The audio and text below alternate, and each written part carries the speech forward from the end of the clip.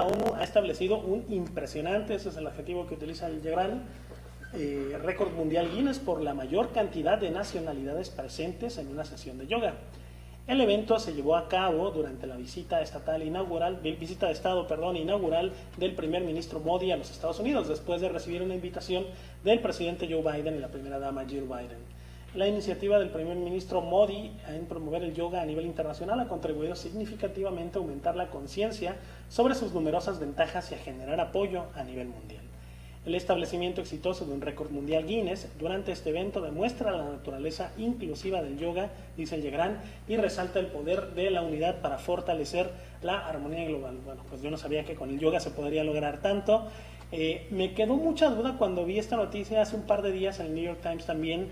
Así es que, pues usted lo sabe, aquí en 3 a 4 tenemos la fortuna de que varias personas expertas en distintos temas pues nos comparten su conocimiento, ¿no? Así es que decidí llamar a una de ellas, a Tania Velador, quien es indóloga, para poder conversar un poco acerca de esto y sus implicaciones, que me parecieron muy interesantes. ¿Qué le parece si escuchamos esta entrevista que realicé esta mañana a Tania Velador, indóloga, especialista en asuntos del sureste asiático, sobre el tema del yoga y Modi? Muchísimas gracias por quedarse con nosotros, y para hablar sobre esta noticia rara, por decirlo menos, está nuestra indóloga de confianza, Tania Velador. Tania, buenas tardes. Pregunta, ¿qué estaba haciendo el primer ministro de la India haciendo yoga en las Naciones Unidas?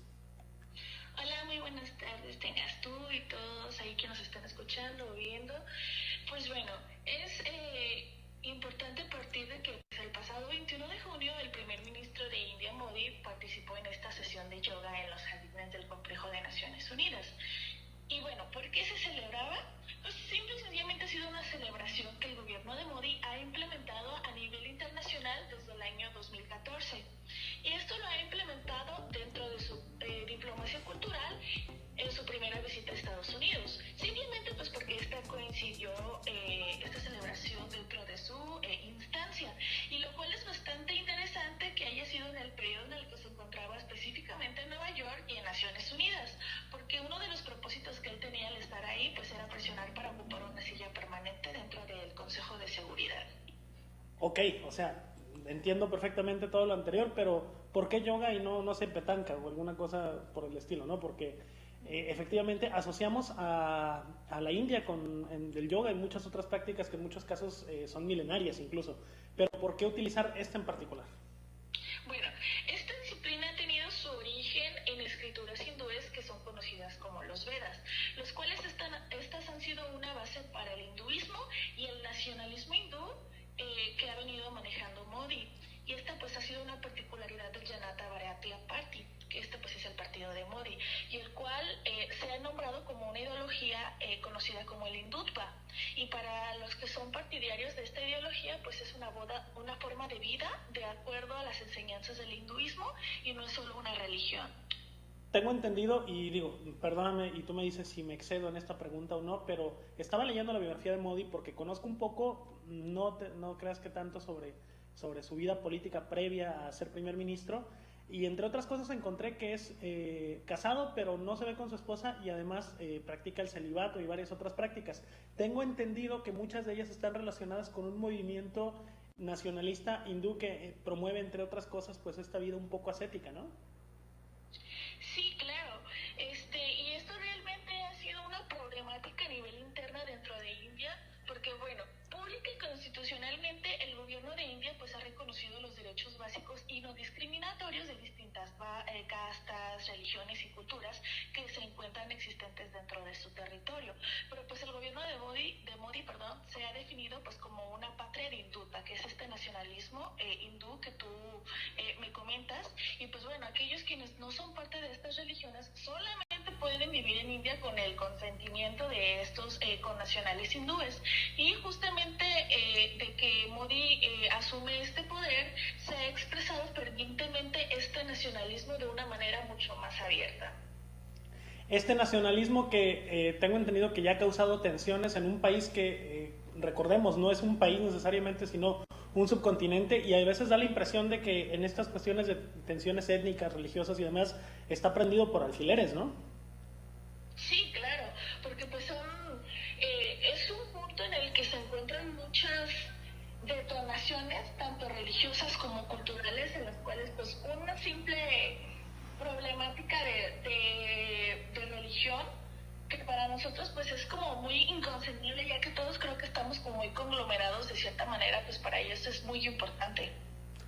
Sí, una pregunta en ese sentido, Tania, con respecto a la biografía de Modi a su ascenso al poder, ¿no? Porque esta es la segunda vez, tengo entendido, que su partido llega al poder en la India, pero también lleva desde el 2014 y parece ser que en la siguiente elección va a volver a ganar. Sí, pues justamente como menciono, él les ha dado a sus connacionales y partidarios de esta ideología pues el suficiente poder como para poder posicionarse. Además de que no hay que olvidar que Modi ha sido un excelente estratega, no solo a nivel interno, pues conglomerando a sus partidarios, sino de una manera externa, ya que pues ha ejercido de una manera bastante interesante tanto su diplomacia cultural como la económica.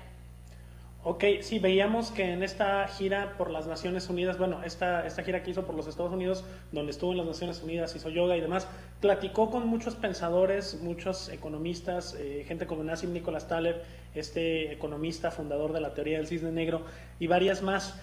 La pregunta aquí es tal cual, porque tú lo mencionaste, él va a las Naciones Unidas para buscar ese asiento en el Consejo de Seguridad. ¿Se ve para pronto? ¿Se ve para cuándo la India pueda tener un asiento conmesurado a su tamaño? Porque pues ya es el país más poblado del mundo también.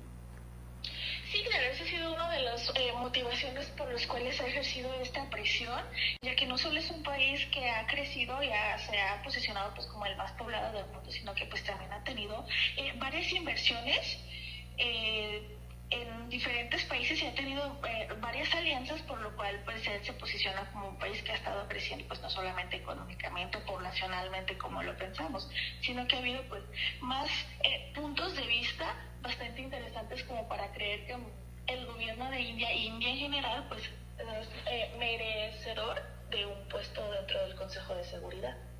Por supuesto, y bueno, parece ser que el consenso internacional todavía está un poco lejos de eso, porque si lo pide la India lo va a pedir Brasil, y si lo pide Brasil lo va a pedir Sudáfrica, o lo va a pedir Turquía, o lo van a pedir varios países que juegan un rol importante a nivel regional. Sin embargo, mi pregunta para ti, Tania, es, ¿tú crees que la India debería estar ya en ese Consejo de Seguridad? Si me lo preguntas como internacionalista y como alguien que estudia India como indóloga, pues yo diría que sí, sinceramente. No obstante, tenemos que darnos cuenta del juego que manejan varias de los países más importantes que se encuentran ahí, tal como es China, que China también tiene un puesto bastante interesante dentro del Consejo y en general dentro de Naciones Unidas, y la diplomacia y las relaciones internacionales, lo cual también se sabe que han tenido sus dificultades, además de que es más que obvio que India ha sido como el país que más le ha puesto de frente dentro del desarrollo de China en lo que es Asia y alrededor del continente. Entonces sería un juego bastante interesante, no solamente para India, sino como para China y los aliados de ambos países, por lo cual pues está más en un vemos, por decirlo así. Estamos viendo, como dirían quienes se dedican a swipear en las aplicaciones de citas y demás. Por lo pronto, Tania, muchísimas gracias por esta llamada, por explicarnos un poquito qué hay detrás de este movimiento que, digo, no es habitual ver a un jefe de Estado, un jefe de gobierno, haciendo práctica de una disciplina deportiva o religiosa. Ni siquiera sé cómo referirme como tal al yoga, pero pues sí es algo que es inusual, ¿no? Y por eso quería preguntarte qué hay detrás de eso. Parece ser que hay un contexto mucho más cargado de lo que nos imaginamos a priori, ¿no? Y te agradezco muchísimo por explicarnos un poco de ello. No, pues muchas gracias a ti. Perfecto, muchísimas gracias. Ya lo escuchó usted, Tania Velador, nuestra indóloga de confianza. Y para cambiar casi por completo de tema antes de irnos al corte,